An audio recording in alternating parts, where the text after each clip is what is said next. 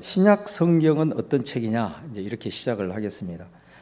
신약 성경은 두 가지로 제가 정리를 했는데, 하나는 뭐냐면 예수 그리스도께서 마련하신 새 언약의 책이다. 같이 그 1번 같이 한번 읽어보겠습니다. 시작. 예수 그리스도께서 마련하신 새 언약의 책이다. 우리가 여러분 신약이라고 하는 것이 그 한자로 그 새로울 신자에다가 그 약속, 언약 약자를 쓰는 거잖아요. 그러니까 계약할 때 약자를 쓰는 거잖아요. 그러니까 그 신약이라고 하는 이름의 뜻이 새 언약이라는 뜻이란 말이에요. 이거 자체가. 그래서 예수 그리스도께서 마련하신 새 언약의 책이다. 그래서 우리가 이 신약이라는 말씀, 구약, 신약, 여기에서 제일 중요한 말이 무슨 말이냐면 언약이라는 말이에요. 언약. 자, 언약이라는 말을 우리가 잘 이제 이해하는 것이 중요합니다. 언약이라고 하는 것은 어떤 의미를 가지고 있느냐면 하나님과 우리 인간들 사이에 일종의 계약을 맺는 것을 의미합니다. 이걸 언약이라고 얘기를 합니다. 그래서 이제 이 언약이라는 말이 이렇게 나올 때는 그 어떤 의미를 가지고 있냐면, 하나님께서 인간을 이제 만드시고 그 다음에 인간을 창조하시고, 그리고 에덴 동산에서 하나님과 이제 늘 같이 동행하면서, 그리고 이 세상 피조물들을 이제 인간이 다스릴 수 있는 모든 권세를 줬잖아요. 그런데 이제 인간이 타락을 하게 되어버렸단 말이에요. 그래서 인간이 그 선악과 하나님의 어떤 주권을 침범하는 이 범죄로 말미암아서 이제 인간이 멸망하는 운명에 처하게 되었단 말이에요. 그래서 하나님께서는 자신이 짓고 또 부르고 창조한 이 인간이 그렇게 멸망 가운데 이제 가는 거를 원치를 않는 거예요. 그래서 이제 이때부터 나온 개념이 뭐냐면, 이 인간들을 다시 살려야 된다. 인간들을 다시 살려야 된다. 그래서 이제 이들을 다시 살리기로 작정을 하고, 이들을 어떻게 하면 다시 살릴 것인가, 구원할 것인가 라고 하는 이제 행동을 시작하는 거예요. 그것이 구약에는 어떤 개념으로 나와 있냐면 언약이라는 말로 나와 있단 말이에요. 타락한 인간을 멸망 가운데 버려두지 아니하고 이들을 다시 구원하려고 하는 하나님의 행동이 구약에는 어떤 개념으로 나와 있다고요? 언약이라는 말로 나와 있다라는 거예요. 그래서 하나님이 한 사람을 부르거나 혹은 한 민족을 이렇게 불러가지고 이제 하나님과 관계를 맺고 서로 이제 계약을 맺는 이런 과정을 통해서 하나님이 그들을 다시 이제 구원하는 하나님의 역사가 이제 시작이 된다라는 것을 볼 수가 있어요. 근데 이제 이 언약의 모습을 보면은 구약에는 이제 크게 두 가지의 큰 언약의 물줄기가 있어요. 이 물줄기가 구약을 이렇게 전체로 이렇게 흘러가고 있는데, 근데 이 두 가지는 상당히 차원이 좀 다릅니다. 그래서 이제 첫 번째는 거기 나와 있는 대로 편무계약이라고 그러고, 하나는 쌍무계약이라고 그래요. 그러니까 일반적으로 우리가 당사자끼리 계약을 체결한다 할 때는 쌍무계약이에요. 쌍무라는 거는 뭐냐면 계약 양 당사자가 지켜야 될 의무 사항이 있다라는 것을 의미해요. 그래서 A와 B가 맺을 때는 A도 의무 사항을 준수해야 되고 B도 의무 사항을 준수해야 그 계약이 효력을 발생을 하는 거거든요. 이런 걸 이제 쌍무계약이라고 그래요. 근데 이 구약에 보면 아주 언약 중에서 독특한 것이 나오는데, 그게 뭐냐면 편무계약이라는 거예요. 이 편무계약이라고 하는 건 뭐냐면은 한쪽에만 의무 조항이 있는 거예요. 그러니까 이 편무계약은 뭐냐면은 하나님한테만 의무 사항이 있는 거예요. 분명히 언약 체결을 했는데, 계약을 맺었는데 인간에게는 의무 조항이 없는 거예요. 이런 거를 편무계약이라고 그래요. 그러니까 이제 거기 나와 있는 대로 대표적인 세 개가 나오죠. 하나는 노아와의 맺은 언약이에요. 여러분, 이 아담 이후에 계속 인간들이 타락하면서 하나님이 이제 노아 시대에는 이 세상의 죄악이 관영했다 그러잖아요. 그래서 이제 물로 심판을 하게 되잖아요. 그래서 이제 노아와 그 가족들이 이제 살아남게 되니까 최초의 인류의 시조는 아담이지만은 이 노아는 일종의 중간 시조가 되는 거예요. 그래서 이 노아에게 하나님이 이제 홍수가 멈춘 다음에 물로서 심판한 다음에 이제 노아에게 이제 하나님이 나타나서 언약을 맺는 겁니다. 그러니까 여기서 이제 노아를 하나님 찾아오셔가지고 언약을 맺게 되는데, 어떤 언약을 맺냐면 노아에게 이제는 다시는 내가 물로써 세상을 심판하지 않겠다라는 것을 노아에게 하나님이 약속을 해요. 그러니까 약속을 하는데요, 그 약속의 표징으로 뭐를 보여줘요? 무지개를 보여줘. 무지개를 보여주는데, 그 언약을 하나님이 뭐라고 그러냐면 이거는 영원한 것이다 이렇게 얘기해요. 이 하나님이 지금 노아에게 어떻게 보면 이건 완전 일방적으로 얘기를 한 거거든요. 일방적으로 얘기를 하면서 이거 내가 너한테 지금 한 약속은 영원한 것이다. 그러면서 이제 이 무지개를 보여줬는데, 이게 참 재밌는 게 뭐냐면은, 제가 이제 뭐 이 강의를 좀 여러 번 들으신 분들은 알겠지만, 이 무지개라는 게 히브리어로 캐셰트라는 히브리어인데, 이 캐셰트가 또 다른 뜻이 있어요. 그게 뭐냐, 활이에요, 활. 그러니까 무지개하고 활 모양이 비슷하잖아요. 그러니까 하나님이 왜 무지개를 보여줬냐면은, 이 사실은 캐셰트, 활, 그 화살이 어디 방향을 향하고 있어요? 하늘을 향하고 있어요? 땅을 향하고 있어요? 하늘을 향하고 있죠. 그러니까 이거는 뭐냐면, 이 계약을 내가 너한테 약속을 해서 이 언약을 내가 어기면 이 화살이 어디를 향한다? 나 여호와의 심장을 향한다. 그 말은 무슨 말이냐면, 내가 한 이 약속은 영원토록 지킬 거다, 틀림없이 지킬 거다 라고 하는 하나님의 일종의 아주 다짐하는 언약이에요. 그런데 거기에 보면 노아한테 뭘 바랬습니까? 이 언약을 하기 위해서 노아는 너 이거 해야 된다, 그런 게 하나도 없어요. 이런 걸 편무계약이라고 하는 거예요. 그 다음에 또 이제 두 번째 아브라함이 나오죠. 아브라함도 창세기 15장에 보면은 아브라함이 이제 그 아들을 낳아야 되는데 상속자가 없단 말이에요. 그것 때문에 아브라함이 계속 고민을 많이 하잖아요. 하나님이 15장에 보면은 아브라함을 이제 그 밤에 딱 데리고 나온다고. 그래서 저 별을 쫙 보여주면서 하나님이 뭐라고 약속을 하냐면, 너의 후손이 저 별처럼 될 거다, 저 바다의 모래처럼 될 거다, 그렇게 얘기를 하는 거예요. 그렇게 얘기를 하면서 15장에 보면은 언약 체결식을 합니다. 언약 체결식을 하는데 거기에서 염소도 잡고 양도 잡고 비둘기도 잡고, 그러니까 새는 이제 쪼만하니까 그냥 놔두고 이 염소하고 양을 이렇게 가운데로 쪼개요. 이게 이제 당시 고대 그 근동, 그 이후에 고대 근동 사회에서 언약을 체결할 때 이런 방식으로 했어요.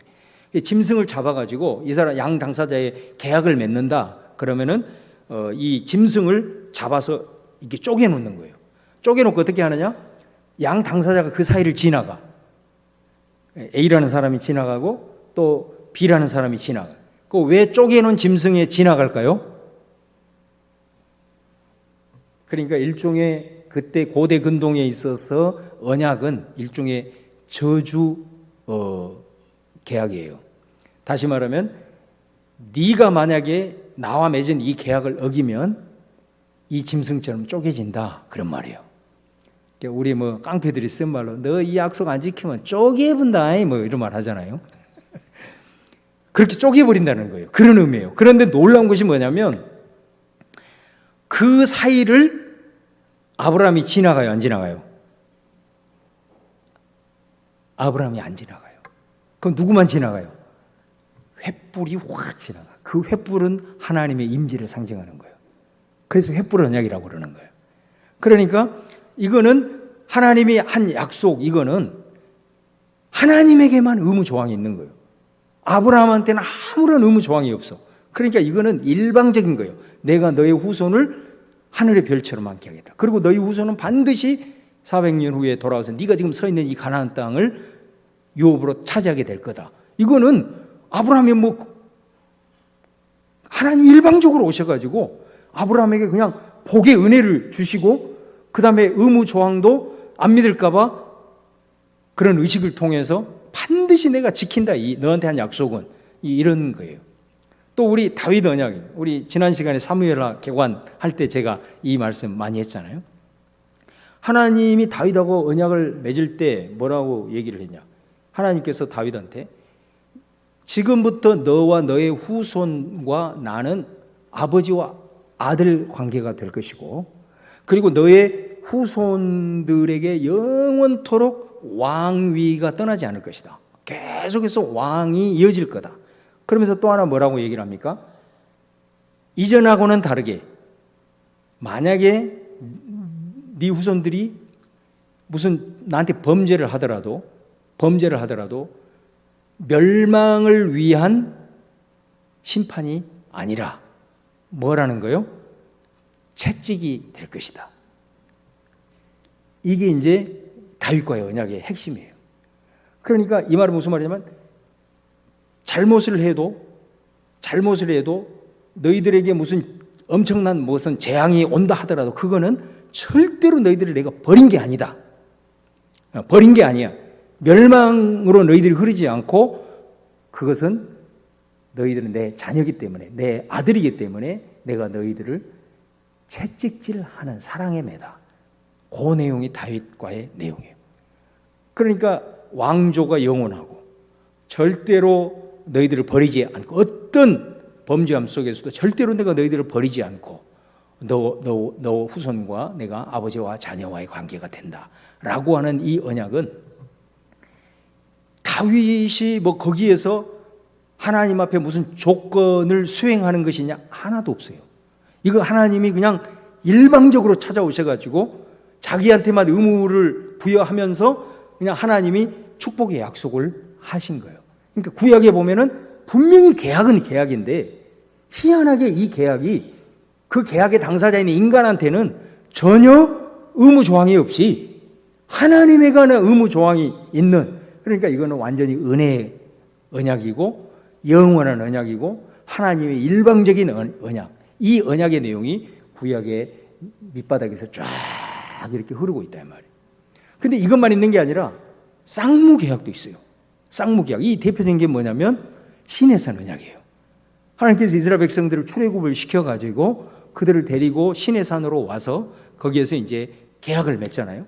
그 언약의 내용이 출애굽기 19장에 딱 나와 있고, 그 다음에 언약 체결식이 24장에 나와요. 출애굽기 24장에 나와 있는데 거기에 내용을 보면은 뭐냐면은 철저하게 조건적인 거예요. 여기는 너희들이 이 땅에서 계속해서 잘 살고 복을 받으려면 어떻게 해야 된다는 거예요? 거기는 단서를 달아요, 하나님이. 그럼 이스라엘 백성들은 어떻게 해야 되는 거야? 하나님 말씀에 순종해야 돼. 근데 만약에 하나님을 경외하지 않고 하나님을 불순종하면 어떻게 되는 거예요? 하나님이 그 언약 체계를 하면서 뭐라고 얘기를 하냐면은 축복만 말씀하지 않고 저주의 내용도 말씀하세요. 만약에 하나님의 말씀을 잘 지키면 내가 너에게 약속한 이 축복이 다 임할 것이지만, 만약에 너희들이 하나님의 말씀을 불순종하고 하나님을 경외하지 않고 우상을 숭배하고 그러면은 방금 내가 말한 이 저주가 너희들에게 임할 거다. 이런 게 쌍무계약이에요. 그러니까 하나님은 이스라엘에게 하나님 노릇을 철저하게 하겠다는 거예요. 그러면 이스라엘은 어떻게 해야 되냐? 하나님의 그 말씀에 철저하게 순종을 해야 돼. 순종을 해야 하나님의 지키심과 보호하심과 하나님의 복을 받을 수 있지만, 이게 만약에 하나님을 경외하지 않고 불순종하면 오히려 저주를 받는다 라는, 이게 쌍무계약의 내용이라는 거예요. 그러니까 성격이 너무 다른 이 두 가지의 계약이, 언약 사상이, 이게 쫙 이렇게 구약에 보면은 두 개의 물줄기로 이렇게 흐르고 있단 말이에요.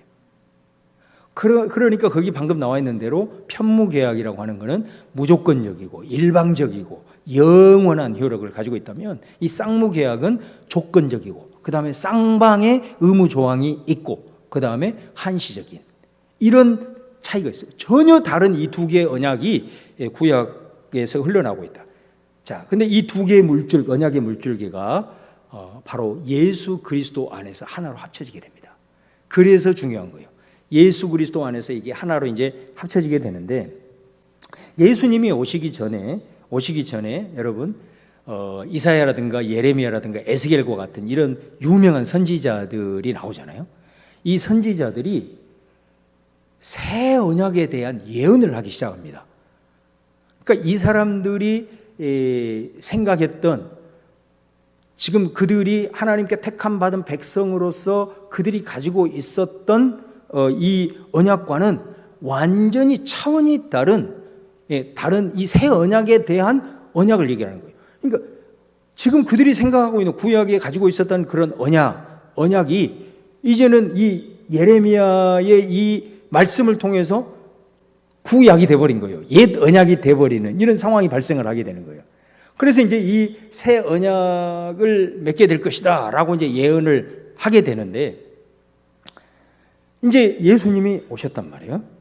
예수님이 이 땅에 이제 딱 오셔서 그가 증거한 하나님의 말씀, 또 회당에 들어가가지고 구약의 말씀을 분명히 읽고, 회당에서 구약의 말씀을 읽고 그 구약의 말씀을 풀이를 하는데, 이제까지 구약에 그들이 들어왔던 제사장에게, 아니면 무슨 이전에 무슨 선지자들에게, 아니면 무슨 랍비들에게 들어왔던 메시지와는 완전히 차원이 다른 얘기를 하고 있거든요. 예수님이 구약에 대한 새로운 해석을 하면서 새로운 얘기를 하시는 거예요.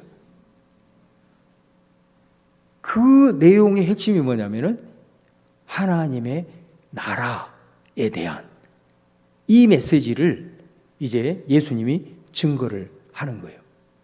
그러면서 예수님이 그 사람들이 다 놀라잖아요.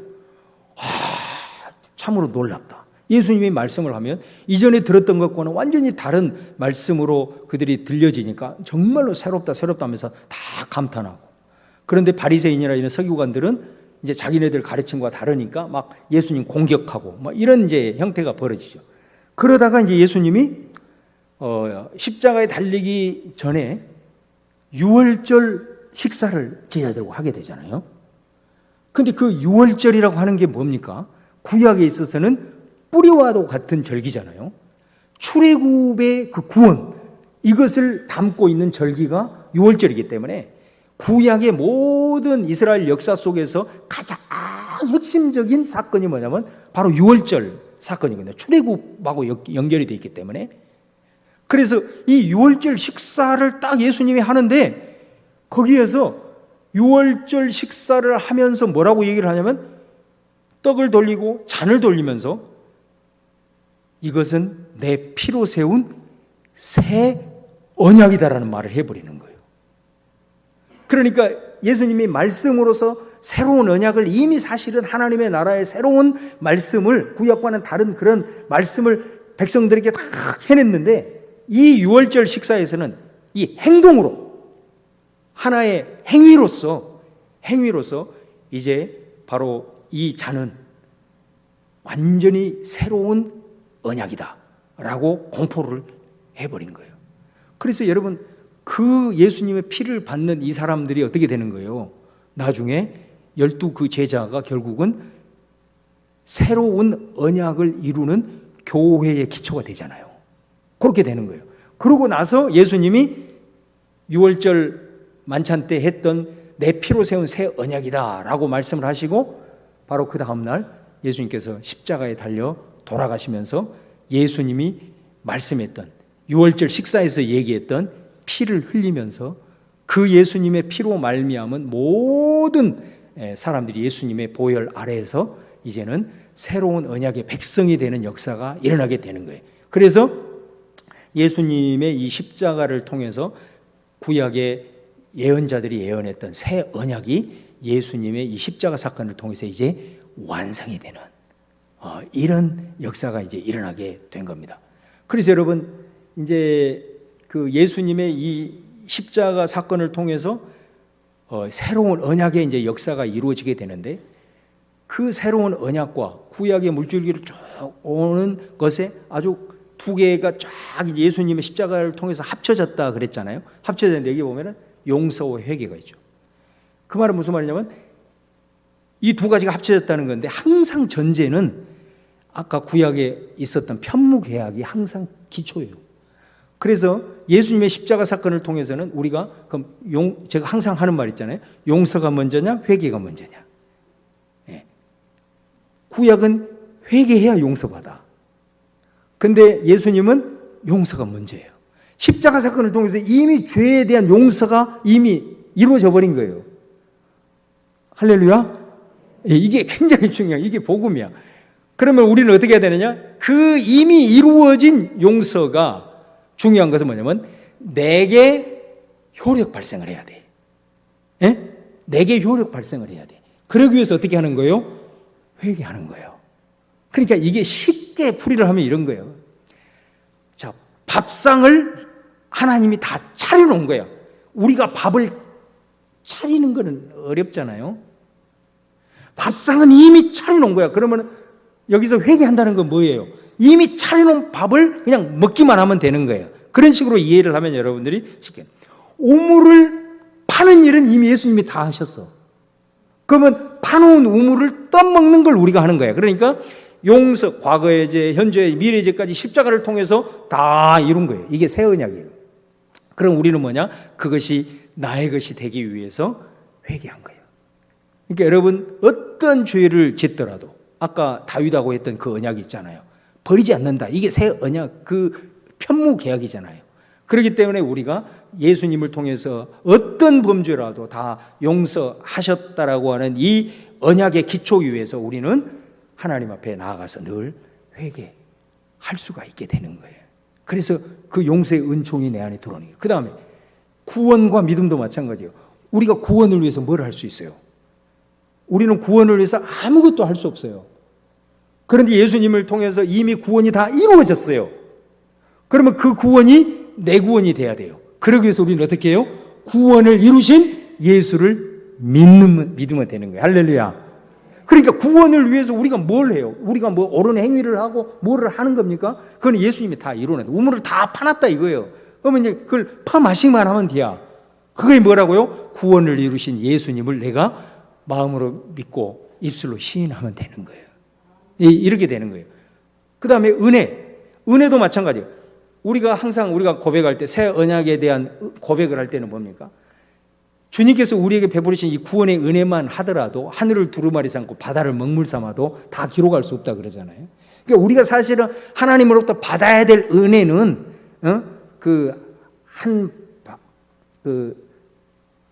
두레박으로 이렇게 그걸 이렇게 뜨는 거지만 하나님이 우리에게 이미 주신 은혜는 태평양 바다라니까. 그러니까 사실 우리가 신앙생활을 하면서 받을 은혜보다도 깨달아야 될 은혜가 중요한 거예요. 그래야 우리가 정말로 그 은혜 속에 취해서 하나님 앞에 늘 감사하면서 찬양하면서 살 수가 있거든요. 그런데 우리는 이제 그 하나님께 주신 그 은혜는 생각하지 못하고 깨닫지 못하고 항상 우리의 기준으로 앞으로 물리적이고 어떤 눈에 보이는 것들만을 받으려고만 생각을 하니까 항상 내 기준 속에서 은혜도 제한되어 버리고 그러다 보니까 늘 불평하고 원망하는 그런 삶을 살게 되는데 은혜도 이미 하나님께서 다 이루신 은혜, 우리에게 다 허락하신 은혜, 그러니까 이것들을 통해서 우리가 하나님의 말씀에 순종을 하게 될 때 깨닫게 되고 또 예배해 주신 그 은혜도 우리가 받아 누리게 된다라는 거예요. 우리가 이것을 했을 때 하나님이 은혜를 부어주시는 게 아니라 은혜는 이미 우리에게 주어져 있는 거다. 그래서 하나님의 말씀에 우리가 순종을 하며 나아갈 때 하나님의 그 은혜를 깨달을 뿐만 아니라 하나님의 은혜를 또한 받아 누리게 된다라는 거예요. 그래서 이 새 언약의 특징이 이런 특징을 가지고 있다. 그래서 구약에 두 개의 물줄기가 있는데 그 편무계약을 기본으로 해서 그 이후에 쌍무계약에 대한 특징들이 우리가 무언가를 구약의 쌍무계약처럼 이걸 하면 안 하고 하지 않으면 이게 아니라 그것은 정말로 이미 이루어 놓으신 은혜를 누릴 수 있는 하나님의 역사로서 우리에게 이 두 개의 언약이 예수의 십자가를 통해서 쫙 하나가 되어져서 우리에게 주어졌다라는 것이 이제 새 언약의 의미예요. 그러니까 언약이라는 말 자체가 사실은 어떤 개념이냐면 멸망당할 수밖에 없는 우리가 하나님께서 우리를 구원하시고자 하는 이런 하나님의 행동, 구원의 행동이 바로 언약이라는 개념으로 성경에는 우리에게 기록이 되어지고 주어져 있다라는 걸 이제 우리가 기억을 해요. 그래서 우리가 새 언약 이렇게 이제 표현을 하는 거예요. 그래서 이제 예수님이 가져오신 이 복음, 하나님의 나라, 또 구원, 이런 새 언약이 예수님을 목격하고 예수님의 말씀을 듣고 이랬던 사도들과 또 사람들에 의해서 이제 그것이 기록이 되어졌단 말이에요. 이것이 예수님이 이제 떠나 가시면은 이제 그 말씀을 못 듣잖아요. 그래서 이제 그것들을 이제 기록을 하기 시작을 했어요. 그리고 그 기록한 내용들이 이제 이 초대 교회를 통해서 계속해서 이어지게 되대. 이걸 전승이라고 그래요.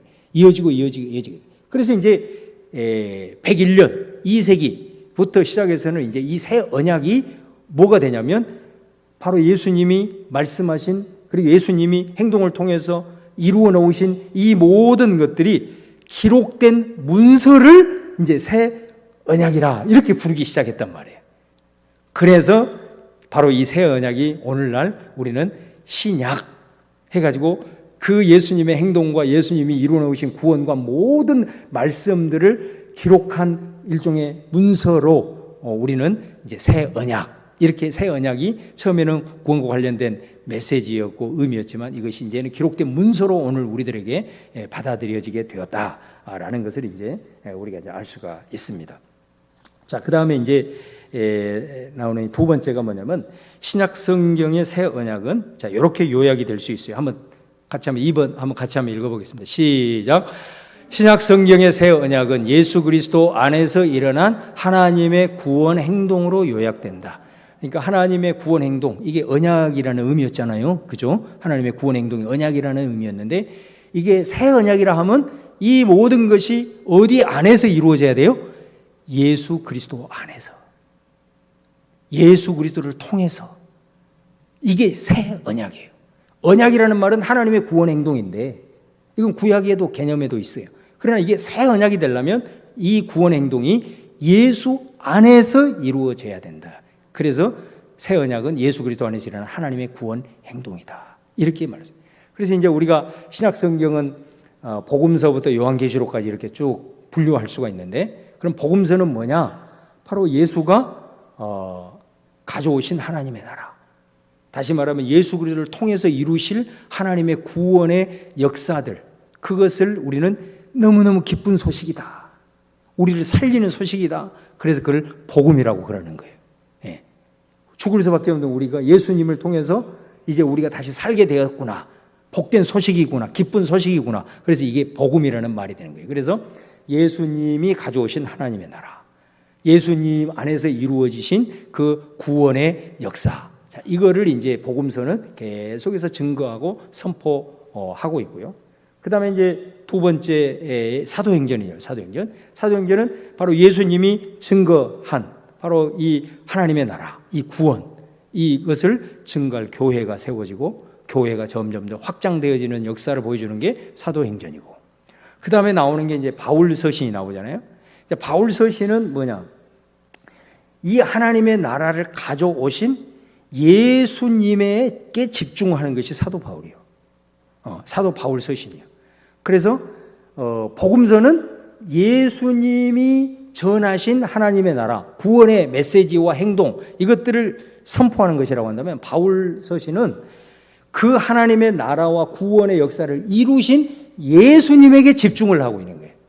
그래서 특별히 사도 바울은 뭐를 강조하냐면 예수님의 십자가와 부활을 특별히 강조를 하고 있는, 그걸 이제 우리가 보게 되고, 그 다음에 공동서신이 있어요. 공동서신은 이제 히브리서를 포함해서 대충 이제 얘기를 하는데, 요한계시록 직전까지 히브리서를 포함한 8권, 히브리서를 포함하지 않으면 7권, 이걸 공동서신이라고 그러는데, 이 공동서신은 뭐냐면은 이제 복음을 받아들인 교회가 이제 이 세상 속에 믿지 않는 사람들과 공존을 해야 되잖아요. 같이 살아야 되잖아요.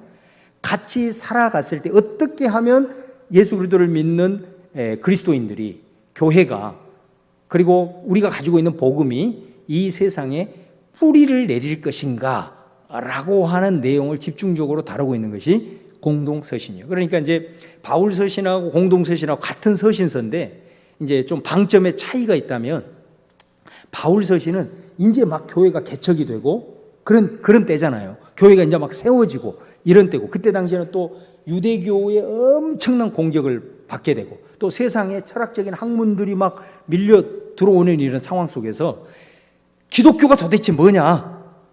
기독교의 뿌리가 뭐냐? 예수 그리스도의 십자가 부활이다.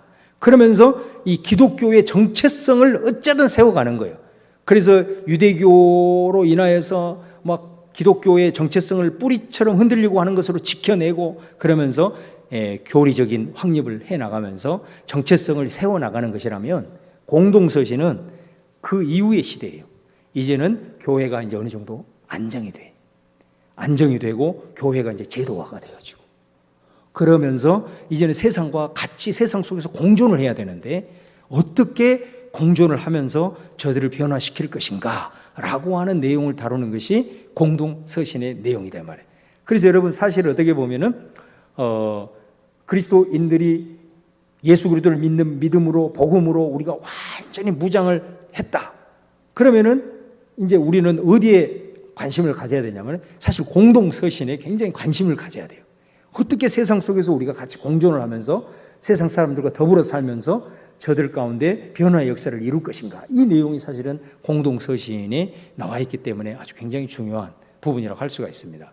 그 다음에 이제 마지막 요한계시록은 어떤 상황이냐면 이 교회가 그리고 그리스도인들이 이제는 유대교가 아니라 정말 말 그대로 세상으로부터 전방위적인 공격을 당할 때, 그러니까 요한계시록은 박해 상황을 전제하거든요. 정말로 믿음 지키는 것 자체가 힘든 시기. 그러니까 이 공동서신보다는 이제 더 한 걸음 나아가는 거죠. 진짜 예수 그리스도를 믿는 것 자체로 인하여 완전히 가난에 내몰리고 심지어 내 생명까지도 위협받을 수 있는 그런 시대를 전제를 하는 거예요, 요한계시록은. 자, 그런 상황 속에서 나는 과연 이 믿음을 선택할 거냐 아니면 세상으로 갈 것이냐, 나는 하나님 나라를 선택할 거냐 세상의 나라를 선택할 것이냐 라고 하는 것에 대한 도전을 하고, 그 다음에 너무 힘들고 어려우니까 너희들이 장차 가게 될 완성될 하나님의 나라를 미리 환상을 통해서 쫙 보여주는 거예요. 그리고 소망을 가져라. 하늘에 완성될 하나님의 구원의 완성을 환상을 통해서 보여주면서 이 박해 상황들, 이 믿음을 지킬 수 없는 이 상황들을 극복할 수 있도록 이렇게 도전하고 그림을 보여주는 게 요한계시록이다. 그러니까 이런 이제 흐름이 바로 예수 그리스도 안에서 일어난 하나님의 구원 행동의 역사들이 신약 성경에 있는 이런 이제 과정을 통해서 우리에게 이제 증거가 된다.